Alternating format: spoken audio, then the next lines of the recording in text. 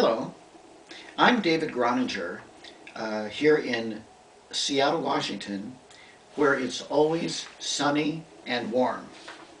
And behind me is the love of my life, my beautiful grand piano.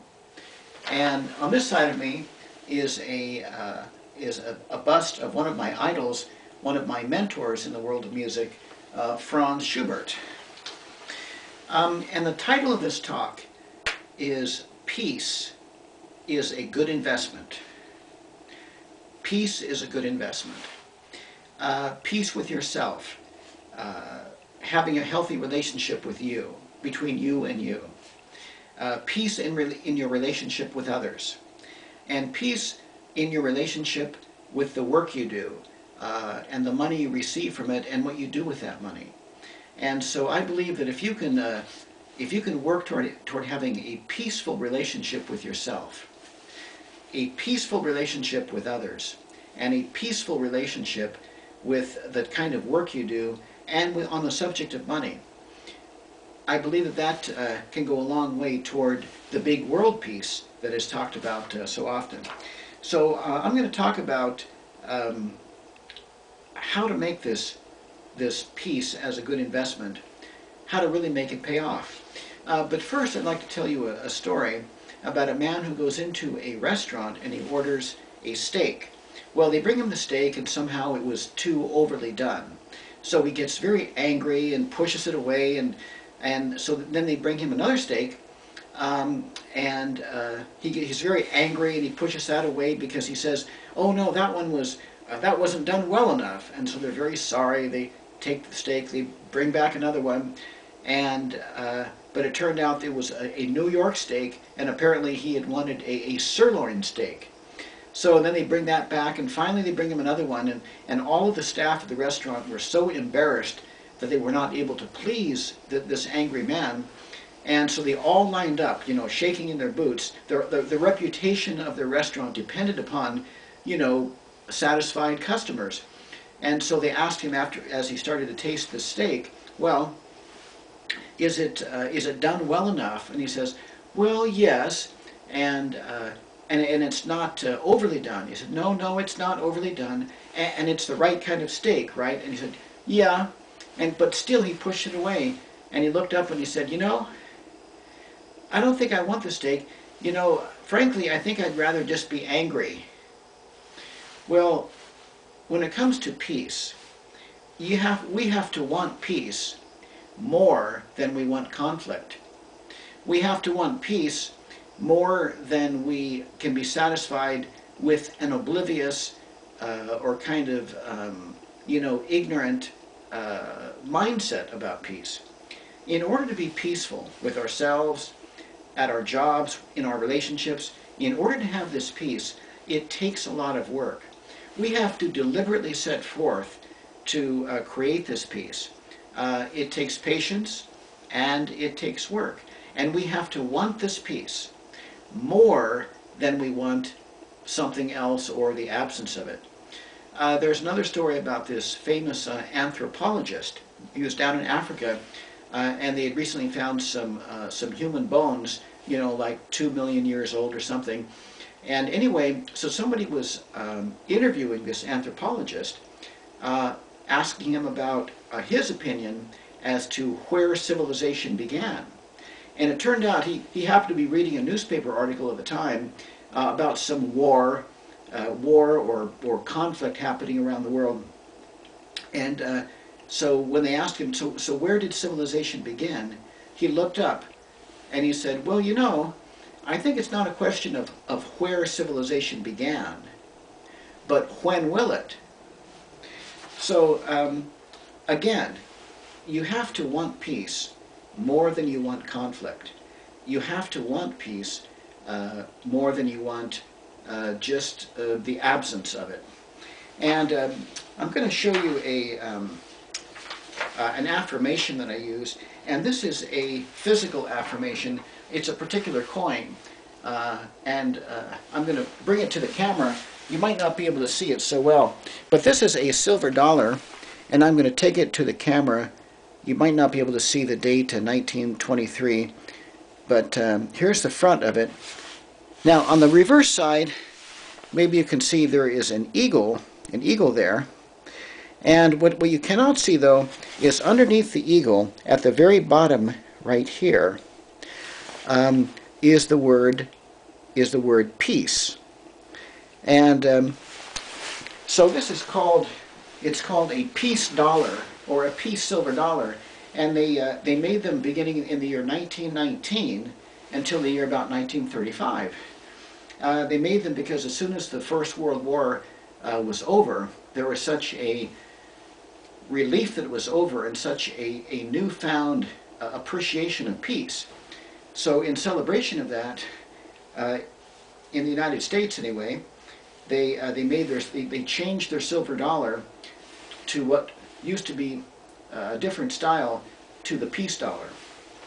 Well, I carry this around with me, and I look at it often, I feel it often, and I always look underneath that eagle and see that word peace. And this has been a great affirmation for me, because it made me think of something. You know, the eagle is standing on the word peace.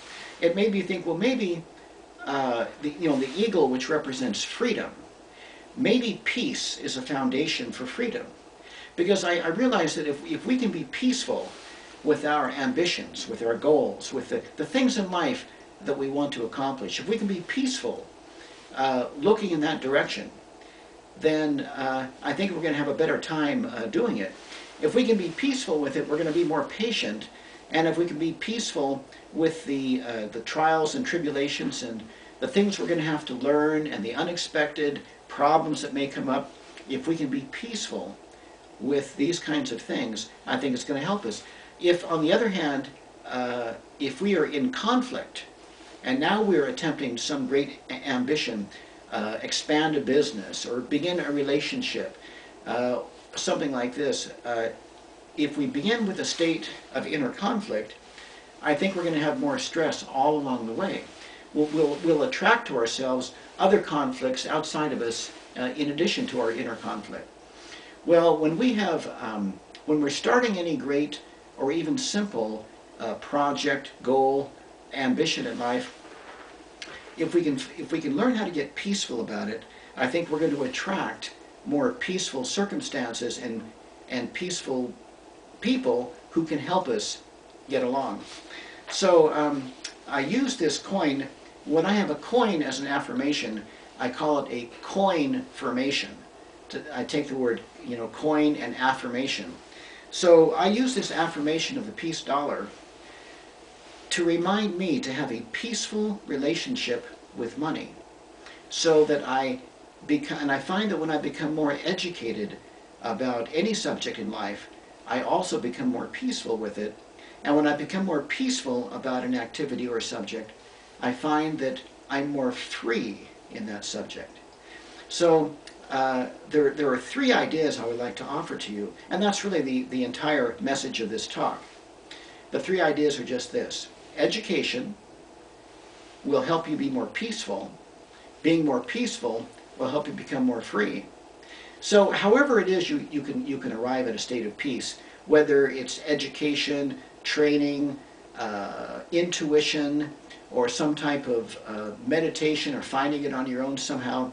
The idea, though, is that peace can certainly be a foundation for freedom, and that education and training can sure be a foundation for peace. And on the other hand, ignorance can sure be a foundation for conflict. And then conflict is unfortunately a tragic foundation for any type of endeavor, ambition, project, goal, because it tends to kind of shake the whole thing as it goes and disintegrate it as it happens.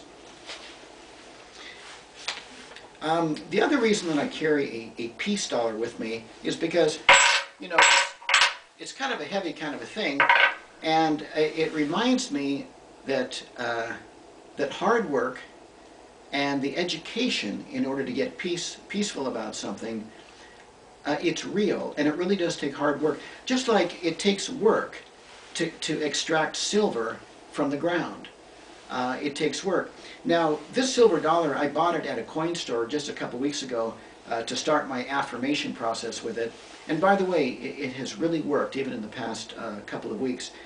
But it cost me $30. And so here on this hand, I got together $31 bills. Well, the idea is this.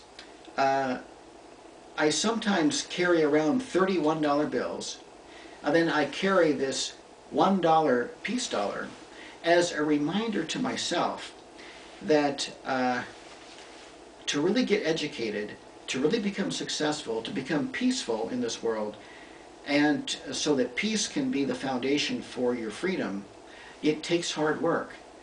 I carry this around and I feel it. I look at it maybe 20 or 30 times a day, and it reminds me that the work in order to become peaceful, no matter what path we have to take in order to find this peace, it's worth it. It really, really is worth it. And the other thing, by the way, you can become very successful in investing, in investing money, and in having more money. Of course, that can give you more choices and more freedom. But also, if you invest in your peace of mind, if you invest in your state of peace at your job and with your relationships, if you invest in peace, you can have a lot of freedom even if you don't have much money. So that's really the basis of my talk. I'll say one more thing. Underneath my statue of Schubert here, I have two books. And in the same way that the word peace is underneath the eagle on this coin, I put knowledge underneath the statue of Schubert as a reminder to me that if I want to improve and get better in playing the piano and learning a piece, it requires work, it requires patience, and the more educated I get, the more trained I get in the ability to play this beautiful instrument, the love of my life, this wonderful grand piano, the more educated I get, the more peaceful I get, the easier it is to perform, the easier it is to learn new pieces.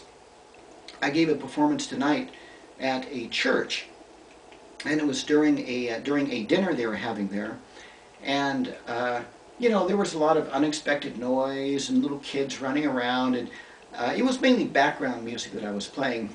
But because I've had training, education, because I'm patient, it went extremely well. I wasn't the slightest bit nervous. It was a lot of fun for me. It was a piano that I had never played on before, in a building that I had never played in before, and there I was. And in a lot of the pieces I played, because they didn't think there was going to be a pianist there, people were just eating and they didn't clap after I played or anything like this, but it all worked out just great. And so I use knowledge as a foundation for my peace in anything I do, the work I do, my wonderful kind of hobby, somewhat profession as a pianist. And I'm going to show you these books. The first one here is this one here, The Law of Success by Napoleon Hill. And the second book is this one, The Richest Man in Babylon by George Clason. Now, the book, The Law of Success, is a book that's about 17 success principles. The book was written in the 1920s, and Napoleon Hill, the author, he took 20 years to write this book. In other words, it was a lot of hard work. Just like the hard work in getting something substantial like silver out of the ground, it was hard work for him to interview 500 successful people in order to extract 17 principles that these people had in common, and then write a book about it. So this book, The Law of Success, it describes 17 principles that things like cooperation, things like the habit of saving, like saving money, the idea of managing your time and getting along with other people and learning from your failures and things like this. So I keep this book as the bottom, the most foundational book. Then upon the general wisdom of living and life is also the wisdom of money management. So I keep this one right here, and then I keep the bust of Schubert here. And I do this as an affirmation for myself, to remind myself that, like, if any person or in any vocation, now Schubert was a composer and a pianist, and in any vocation, in order to get peaceful at what you're doing, and in order to be more free in your performing a good job at it, it helps to get educated, ongoing educated. So, and in the education, you'll get more peaceful about it. So it goes, you know, become more peaceful so you become more free. Again, the eagle on this peace silver dollar is resting on the word peace.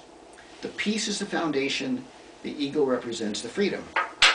Well, this concludes my talk, and I wanted to just give you one other little idea. It's kind of a fun idea, but if you are a church-going person, and you go to a traditional church where they pass around a little collection plate at the end of the service, just for the fun of it, before the service, ask your minister, pastor, whomever, if you can donate a silver dollar. In other words, if you're going to give $30 that week, go to a coin store first and buy a silver dollar, a peace dollar, and ask him if you could pass it around to everybody in that church and have everybody take a look at that word peace.